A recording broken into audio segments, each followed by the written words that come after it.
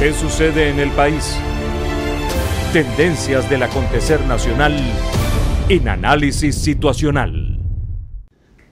Continúa ejecutándose la siguiente fase de la guerra no convencional o guerra de cuarta generación contra el gobierno bolivariano, dirigida por el Departamento de Estado norteamericano y el Comando Sur, ejecutada por laboratorios de desestabilización política y emocional bajo la tesis del cerco y asfixia de Venezuela. Los objetivos de este plan insurreccional son caotizar, neurotizar y desmantelar el Estado-Nación venezolano, así como reconfigurar la cultura política nacional popular para doblegar nuestra soberanía y controlar nuestros recursos energéticos. Se inicia la fase militar del plan insurreccional. Del calentamiento de calle se pasa ahora a la insurgencia armada, el foquismo violento, los ataques terroristas y sabotajes, el estrangulamiento económico, la interrupción de las vías de transporte de alimentos y la incitación al odio y la intolerancia social, propias de un conflicto bélico y no de protestas ciudadanas y pacíficas. También continuarán las presiones para dividir a las instituciones fundamentales del Estado y se acentuarán las campañas de descrédito internacional orientadas a posicionar al gobierno del presidente Maduro como una dictadura, creando las condiciones subjetivas para una intervención multilateral encubierta por ayuda humanitaria. La fase militar de la estrategia de desestabilización contempla una ofensiva de grupos paramilitares instalados desde hace varios años en puntos estratégicos de la geografía venezolana, articuladas con pandillas armadas de la oposición y bandas criminales, a las que se les ha venido proporcionando entrenamiento, armamento y estructura militar. Se trata de un entramado paramilitar que se va desplazando sobre el territorio con la pretensión de cercar la capital de Venezuela y responde a una estrategia de guerra asimétrica en la que lo importante no es ganar batallas o conquistar territorios, sino establecer focos de violencia, generar angustia, desmoralizar a las fuerzas militares y policiales, hacer ingobernable el país y arruinar su economía. Sin embargo, esta estrategia subversiva, impulsada por la derecha más radical y reaccionaria del continente, sigue subestimando la fuerza social y simbólica del chavismo, su extraordinaria capacidad de respuesta, así como las implicaciones políticas para América Latina de una intervención extranjera en Venezuela. Para analizar esta situación voy a conversar con el analista internacional Andrés Pierantoni, miembro del Comité de Solidaridad con el Pueblo Kurdo, experto en integración regional, comercio internacional y Medio Oriente.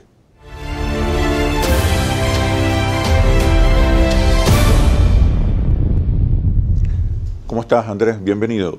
Gracias, Oscar, por la invitación. Quiero comenzar preguntándote si es cierto que hay una guerra no convencional o una guerra de cuarta generación contra Venezuela y en qué consiste. Esa guerra de cuarta generación viene desarrollándose contra Venezuela hace muchos años. Prácticamente desde que falló el esquema del golpe en 2002 y el paro en 2003, se instrumentó lo que yo llamo la opción C. A partir de ese momento empieza la desmovilización por parte de Uribe de los paramilitares en Colombia. Y ese proceso de desmovilización va en paralelo con las declaraciones de la cuarta conferencia, que la llaman así, de la Autodefensa Unida de Colombia, los paramilitares, donde en julio de ese año declaran formalmente que están asumiendo, entre otras cosas, el problema de Venezuela. En esa misma ocasión aparecen declaraciones también en Venezuela de un comandante que estaba por el Táchira, donde decía que ya disponían de 2.200 hombres entre Táchira y Zulia. Eso significa que se han ido. Toda esa desmovilización finalmente aterrizó aquí, se habla de muchos miles. En el libro Bush versus Chávez, Eva Golliger, cuando entrevista al jefe pues, del grupo de Daktari, en septiembre-octubre de 2004, hablaba ya en la área metropolitana de 3.000, más de 3.000. ¿Solo en Caracas? Solo en Caracas en el 2004. y estaban desplegados y se han ido desplegando en todos los corredores vitales de la agricultura y la producción agropecuaria de Venezuela. Todo lo que es el sur del lago, sur de Aragua, Barlovento, todas las regiones. Y todo el fenómeno delictivo que ha afectado mucho la producción interna en Venezuela está ligado con eso. En este momento estamos simplemente en una etapa, entre comillas, de cosecha de un trabajo de larga data. Porque el punto central de la guerra de cuarta generación, más allá de las técnicas no convencionales de guerrilla, urbana y otro tipo de técnicas, es lo que llaman ellos la asimetría estratégica. Pensar y actuar de forma diferente a lo que piense y actuaría el oponente. Quiero que me expliques un poco más en qué consiste esa estrategia o ese concepto de asimetría estratégica, pero una vez que regresemos a los comerciales. Ya venimos. ¿Qué sucede en el país? Tendencias del acontecer nacional en análisis situacional. ¿Qué sucede en el país? Tendencias del acontecer nacional en análisis situacional. Te preguntaba, Andrés, ¿en qué consiste ese concepto de asimetría estratégica en una guerra no convencional? Consiste fundamentalmente de que en pensar y actuar distinto al oponente. En un momento determinado, por ejemplo, en este momento, el gobierno puede pensar que de alguna manera está ganando la batalla bajo el punto de vista político. Y digamos, en cierta forma pudiera ser cierto, hay cierto desgaste en las marchas, etcétera. Pues resulta que de repente ya eso no es el objetivo, porque ya se posicionó a nivel internacional de que hay una masividad de participación. Ya se cumplió esa etapa de imagen y entonces ahorita entran en otro terreno. En la etapa militar. En la etapa militar. Okay. Ahí es donde comienzan a actuar los paramilitares. Sí, los paramilitares fundamentalmente... ¿Y las bandas armadas? Sí, claro. Fundamentalmente cumplen un papel de despistar, quiere decir de generar imagen, por ejemplo, en La Popa, el sector que está cerca de la frontera en Táchira, en frontera con Colombia, donde en marzo se destruyó pues, un campamento paramilitar de 120 efectivos, había un uniforme venezolano, ¿no? Y en Dactari había un uniforme venezolano en 2004. Quiere decir que evidentemente lo que se quiere, porque los paramilitares no tienen capacidad solos de actuar en contra de la Fuerza Armada Nacional, pero sí pueden generar la impresión de que están atacando, de que hay una división, vistiéndose, uniformándose de Fuerza Armada Nacional, de que hay un conflicto en un puesto u otro puesto, distraer recursos y sobre todo generar una imagen de que estamos entrando en una guerra civil de tipo armado. Eso es parte de los libretos que ellos utilizan y han utilizado. En esta fase entonces entramos en el plano militar y la idea es crear la sensación, entre otros objetivos, crear la sensación de que estamos en una guerra civil. ¿Con qué? ¿Para qué? ¿Para qué sirve crear esa percepción? El objetivo fundamental es justificar la intervención extranjera, ¿no? Estas guerras no convencionales terminan inexorablemente en una intervención. Terminan todas, bueno, de hecho nosotros estamos sufriendo una intervención en el caso del paramilitarismo de hace muchos años y eso ha tenido un efecto importante en la sociedad venezolana. Todos saben el nivel de violencia que hemos tenido a nivel de la delincuencia en el país, no tiene un parangón. Eso tiene que ver con la presencia paramilitar. Tiene que ver con la presencia paramilitar. Que también se ha vinculado con estas bandas criminales. Que ha articulado las bandas, eso es las entrenan, las forman, las equipan. Manejan la logística, etcétera, y inclusive han marginado bandas. Yo me acuerdo que en la prensa se leía hace algunos años que estaban la banda de los plateados en la Cota 905, pues de repente aparecieron en Cartanal. Simplemente los paramilitares decidieron que ya ellos no tenían que estar en la Cota 905, entonces ellos son un poco los que controlan las partes estratégicas del territorio. Donde ha triunfado esta guerra convencional, o esta guerra no convencional, Libia, Siria, ¿qué ha ocurrido después? ¿Cuáles son las consecuencias? Depende cuáles son los objetivos. Fundamentalmente, como bien decía Thierry Meyssan en una entrevista a Russia Today recientemente, y como tú mismo mencionabas, es la destrucción del Estado-Nación.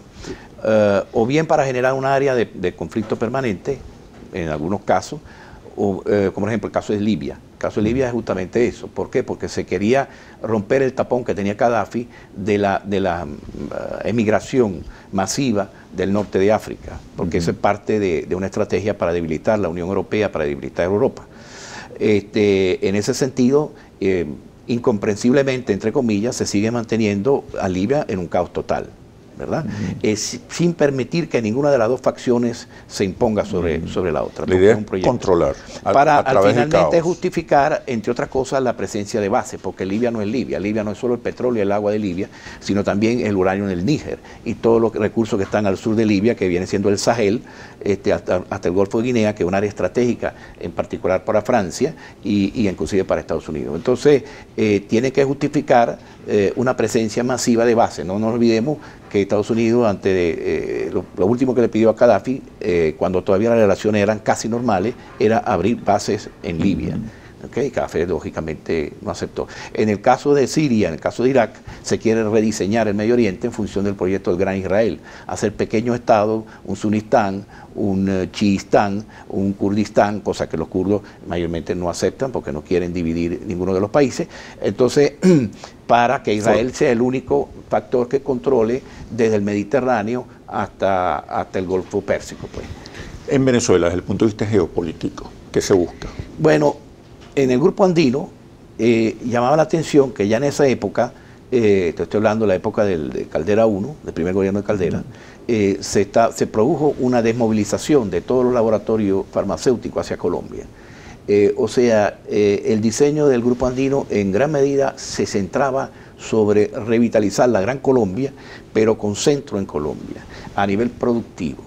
En los últimos 15 años, por lo menos, ha habido un gran esfuerzo también en la parte militar. Después de Israel y Egipto, el principal receptor de ayuda estadounidense viene siendo Egipto. De ayuda militar. Sí, Colombia en este momento tiene un pie de fuerza y un equipamiento superior al mismo Brasil, el ejército más poderoso de América Latina. Y tiene que evidentemente jugar un rol dentro de un esquema de protectorado, en el caso de Venezuela y de otros países.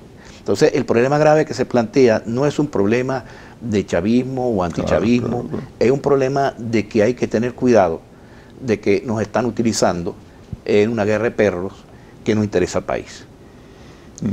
La idea es cautizar, desintegrar, destruir, reconfigurar también la cultura política. Exactamente, porque el problema se plantea cuando ellos entran con la opción C, después que fracasa, la opción paramilitar y todo eso, tiene una función de lo que yo llamaría lixiviación social. Lixiviación. Quiere decir, es como un pozo séptico que va destruyendo la consistencia mecánica de un terreno. En ese sentido, todos los fenómenos de delincuencia y en general de degradación que ha sufrido la sociedad venezolana, empezando por los sectores de menos recursos, estaba muy vinculado a un proyecto.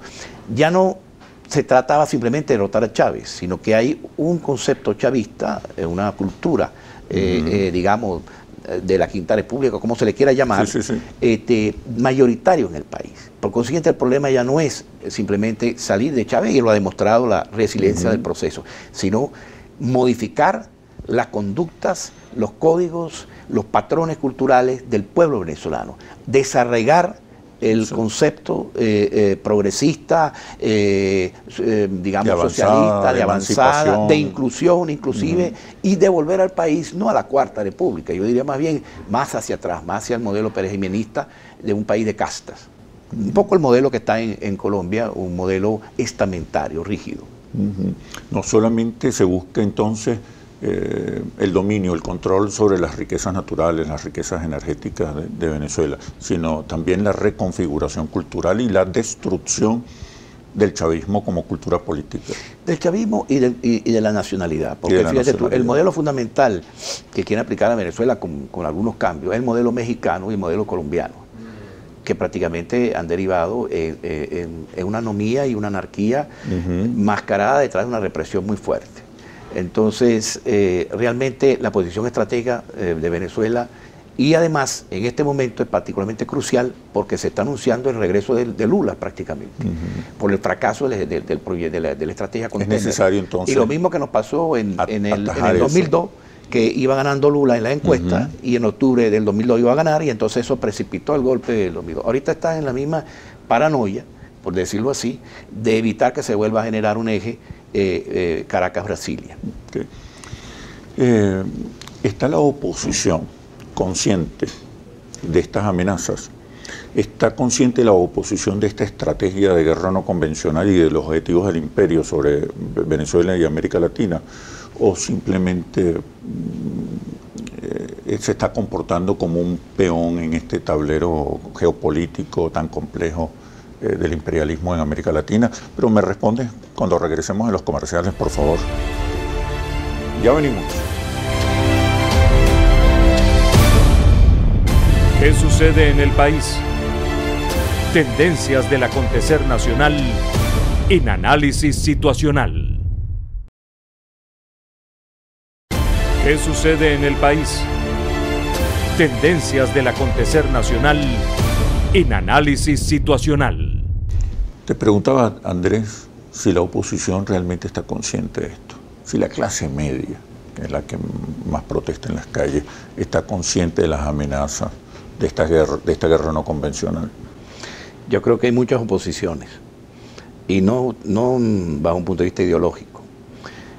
Hay evidentemente algunos factores de oposición muy limitados, pero que tienen mucho peso económico, digamos, etcétera, que posiblemente consideren que deben abdicar un poco de soberanía, por no decir mucho, porque su capacidad de liderazgo ha demostrado en la década de los 80 y 90 no poder manejar el país. Sí. No, y hay una generación de líderes emergentes muy jóvenes, sin formación. No me refiero en este caso a oposición propiamente política, sino a actores sociales de mucha importancia, socioeconómicos, e inclusive intelectuales, Moisés Naim, etcétera, que evidentemente consideran que sí una solución de tipo protectorado o Puerto Rico light, por llamarlo así, Venezuela no es viable como nación. Quiere decir que tiene que ir bajo el control de alguna manera o soberanía limitada, como llamaban de los países de la Europa Oriental. El grueso de la oposición no está consciente. No está consciente. Y no sabe que el precio más alto en términos, o uno de los precios más altos lo va a pagar, de los sectores más afectados va a ser justamente la clase media, por ejemplo, porque una situación de caos, véase el caso de México, véase la misma situación en Colombia, tiende a afectar duramente a la clase media. Y entonces, en esta fase militar, ¿de qué tiene que cuidarse el gobierno bolivariano? No solamente de los paramilitares, ¿de qué otras cosas tendrá que cuidarse? El gobierno tiene que concretar el diálogo. Yo sé que, o sabemos, que la dificultad fundamentalmente es la falta de interés, no tanto simplemente por parte de la oposición, sino por quienes manejan otra agenda oculta, que son los norteamericanos, los estadounidenses. Pero tiene que cuidarse no solo de los aspectos militares, que son fundamentales, y posiblemente no se están tomando en cuenta alguna amenaza, como se está subestimando el paramilitarismo. Se está subestimando eso y otros factores que tienen que ver con eso, y el componente tecnológico que va a operar también. Pero considero que las encuestas mismas que Interlace está haciendo y otros encuestadores están haciendo demuestran que el país nacional entiende, por eso dice la voz del pueblo, la voz de Dios, que es necesario una gran alianza entre el gobierno y el sector empresarial. Entonces, el aspecto que más afecta a la gente en este momento es el aspecto económico, ¿correcto? Entonces, el gobierno debería, por un lado, abrir mayor participación, darle mayor participación a Rondón en la situación actual, no sé si activando la milicia, etcétera, pero también lo que se llama al poder popular, los consejos comunales, las comunas, todo eso, terminar de concretar un proyecto. Pero al mismo tiempo, darle más racionalidad y más apertura a la incorporación. Con el Consejo Nacional de Economía Productiva, el sector empresarial, y con muchos aspectos, ha demostrado que ni siquiera en esta circunstancia está vinculándose a situaciones, exceptuando pequeños grupos, a situaciones que favorezcan. Más bien está apostando a la concertación, al diálogo, a mantener activo su negocio, a mantener su empresa en producción, etcétera. O sea, ha asimilado muy bien, a diferencia de otros factores políticos y otros factores sociales, ha asimilado muy bien la experiencia del paro del golpe y del paro de 2011. Y eso no significa para el gobierno bolivariano renunciar al proyecto revolucionario, ni renunciar a la conducción de la economía. No, lo que tú tienes que hacer, cuando en el plan Simón Bolívar, Giordani ponía lo que yo llamo las tres círculos de la economía del Estado, la economía privada y la economía social, tú tienes que balancear los tres elementos. Quiere decir, no tienes que eliminar la economía privada, tienes que ampliarla. Todo lo contrario. Pero a su vez tienes que ampliar y reforzar la economía social, que es el reto principal que el legado verdadero del comandante Chávez, cuando dice común o nada, etcétera, y cuando habla de la democratización de la economía. Esa es la asignatura que tenemos pendiente. Quiere decir, tú no puedes dar una apertura solamente al sector empresarial si en paralelo no la das a los nuevos actores sociales, para generar un nuevo equilibrio, una nueva dinámica. Una nueva síntesis. Una nueva síntesis. Bueno, Andrés, muchísimas gracias por este análisis situacional. A la orden siempre, Oscar. Y ahora las conclusiones. El gobierno bolivariano ha realizado una exitosa contraofensiva política mediante la convocatoria a una Asamblea Nacional Constituyente para impulsar el diálogo y la paz. Pero no puede olvidar que es urgente y estratégico ejecutar una jugada maestra en el terreno económico y productivo, creando espacios de encuentro, reconocimiento y concertación con los sectores empresariales, los sindicatos y el poder popular, no solo para discutir políticas sectoriales, sino para acordar una eficaz política macroeconómica y diseñar una visión de sociedad compartida. Es el momento de la paz, pero sobre todo de la unidad nacional para enfrentar las amenazas de caotización y desintegración nacional. Así culmina este análisis situacional. Los invito a seguirnos por nuestras redes sociales @interlaces y @asituacional o visite nuestro portal interlaces.com. Soy Oscar Chemmel y los espero en un próximo análisis situacional. Hasta pronto.